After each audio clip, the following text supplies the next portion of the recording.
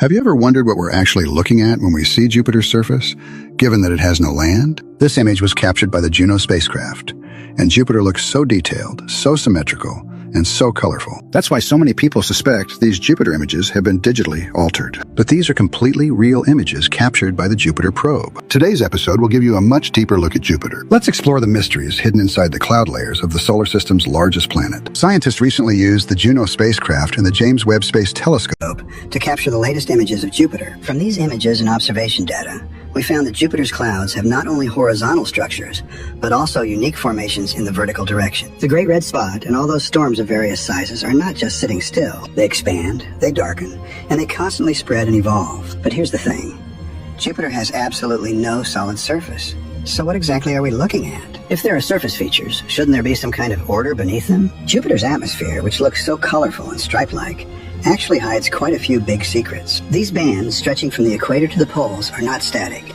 They move at high speeds like massive streams of air. They each move in different directions, making contact with each other but never mixing. They are driven by Jupiter's enormous internal energy and even create their own rules. This is completely different from Earth's atmospheric motion, because on Earth there's a surface with friction, ocean boundaries, and things like that.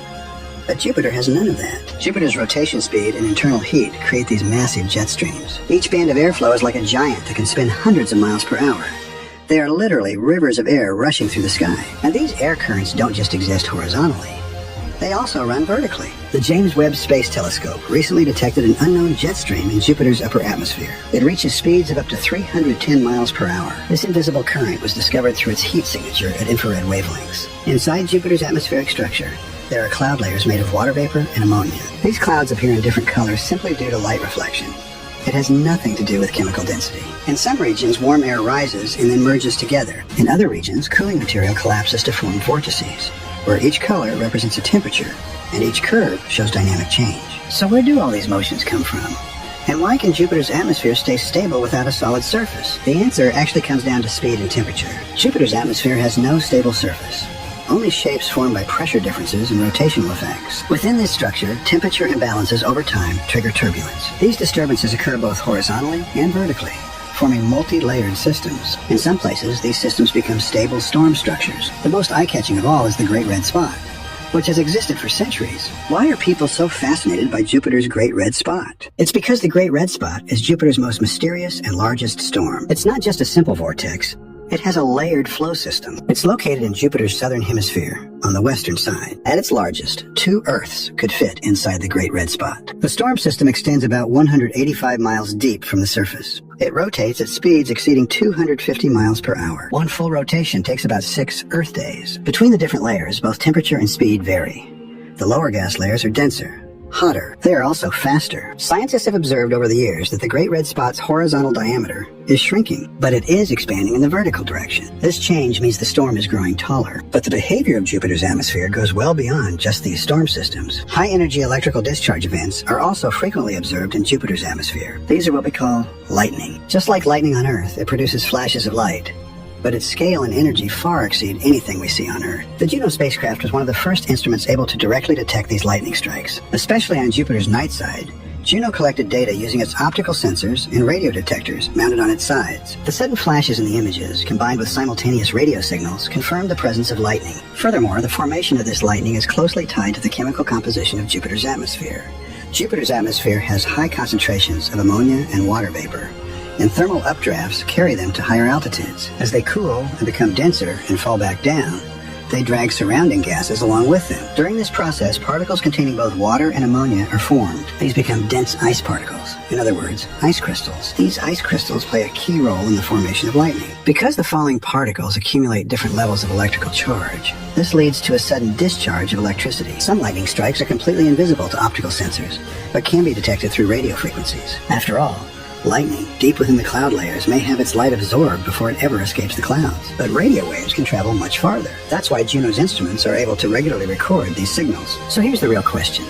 How can a planet with no solid surface produce such intense electrical discharges? Could there be a new energy source beneath Jupiter's atmosphere? The answer is actually hidden in the unexpected changes happening on Jupiter. Jupiter's atmosphere contains not only massive storms, but also systems that appear suddenly and disappear just as quickly. Some jet streams emerge within days, pick up speed, and then vanish without a trace. Observations show that Jupiter's atmospheric system is anything but static. Long-lived storms, like the Great Red Spot, change in direction and energy over time. They also lose energy over time. This process is influenced not only by external forces, but also by heat transfer from within the planet. Heat rising from deep within triggers various transformations at different atmospheric layers. All of this data suggests that Jupiter's internal heat source is far more active than we imagined. This heat is not just leftover energy from when the planet formed. Near the core region, dynamic processes are continuously generating heat. These processes influence the entire atmosphere.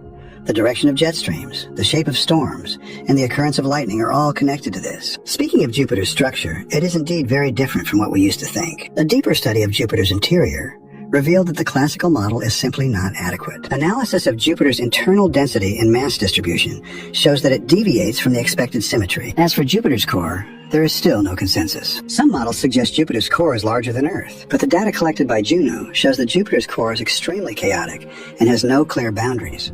The central region is not only dense, but also semi-fluid and transitional in structure. Jupiter's atmosphere is enormously massive, and the pressure of the gas below is extreme. Under these conditions, hydrogen, which is normally an insulator, transforms into a metallic state. This layer of metallic hydrogen is not only electrically conductive, but is also the source of Jupiter's powerful magnetic field. So how did this irregular core form? Was it caused by collisions Jupiter experienced when it was young, or did it simply start out that way? If Jupiter's core truly formed from an early collision, then not only Jupiter's interior, but also its surrounding moons should bear traces of that impact, especially Io, the innermost of Jupiter's large moons. Io's surface is covered with active volcanoes, making it one of the most peculiar worlds in the entire solar system. It has no stable outer crust, and its volcanoes never stop erupting. It also has boiling lava lakes, and its surface structure is constantly changing. Io is so active not because of its own internal structure, but because of the enormous gravitational force Jupiter exerts on it. Io is not only under Jupiter's gravitational influence, but also locked in orbital resonance with Europa and Ganymede. This keeps Io in a constant state of stretching and flexing. This motion generates friction inside Io's internal structure, and that friction is converted into heat. This causes magma chambers to melt and continuously expand. As a result, Io never stops erupting volcanoes. Its eruptions can reach heights of hundreds of miles. Some material escapes Io's gravity and flies off into space. The rest falls back to the surface and forms new lava plains. Both Juno and the earlier Galileo spacecraft observed these changes. This shows that Io is not just a moon. It is an active part of Jupiter's energy transfer system. Every volcano on Io is the result of a continuous energy exchange with Jupiter. And the connection between Jupiter and Io is not just about the exchange of matter. There's also an invisible electric wire between them. Electrical charges ejected from Io's surface interact with the particles in Jupiter's powerful magnetic field. This creates the aurora structures at Jupiter's poles. So is this kind of connection exclusive to Io?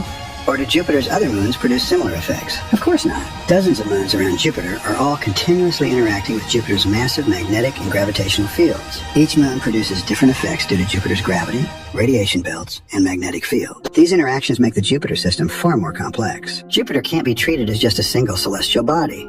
It has to be observed as a much more complex system. Jupiter's 4 largest moons, Io, Europa, Ganymede, and Callisto, all move in resonance with each other. This resonance not only affects orbital stability, but also influences internal heating, surface tension, and atmosphere formation. Take Europa, for example. Its surface is affected by tidal forces, and the ocean beneath it may be heated by this effect. Ganymede is the only moon that can generate its own magnetic field. It is also the body in the solar system with the most water. It contains more than 10 times the amount of water found on Earth. Jupiter's magnetic field is the strongest and most expansive in the entire solar system. Its magnetic moment is 18,000 times that of Earth. It is powerful enough to deflect particles coming from the sun. And this magnetic field doesn't just affect the area near Jupiter.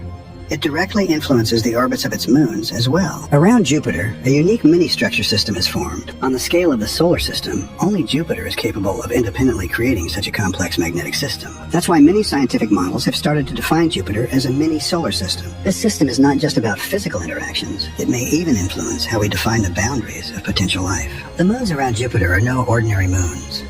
Under the influence of Jupiter's magnetic and gravitational forces, each has developed its own unique world. Take Europa, for instance. the liquid ocean beneath its surface. It is one of the most likely places in the solar system to harbor habitable conditions. The fractured structures on Europa's icy surface suggest that fluid is moving beneath it. This fluid movement allows the surface to refresh itself and may also transport organic compounds. Those compounds could be carried down into the ocean. On top of that, Jupiter's powerful magnetic field heats Europa's interior, making this liquid ocean even more likely to exist. This interaction suggests that Europa may have an internal energy cycle. It has the potential to nurture life. Ganymede is also a special case. It has a core capable of generating a magnetic field. This suggests there may be a layer of liquid metal beneath its surface. It also has more than one subsurface ocean layer beneath the ice. Between these ocean layers at different depths and the core, there may be complex energy transitions. These conditions might create an environment capable of sustaining a life-supporting cycle. Callisto's surface is covered with ancient impact craters. Because of its low geological activity, its internal structure may have remained stable for a long time. This increases the possibility that it hosts liquid water in its interior. Its low surface radiation levels are also an advantage for future exploration missions searching for signs of life. So the observation data from Juno and the James Webb Space Telescope not only helps us better understand the structure of the Jupiter system, but may also point us toward the possibility of finding life. If life were truly discovered on one of Jupiter's moons, it would be the greatest discovery in the history of human space exploration. So do you think life could exist within the Jupiter system? Let me know in the comments. Hi. Can you please subscribe to my YouTube channel if you follow? I will post every day. Like and subscribe and have a great day.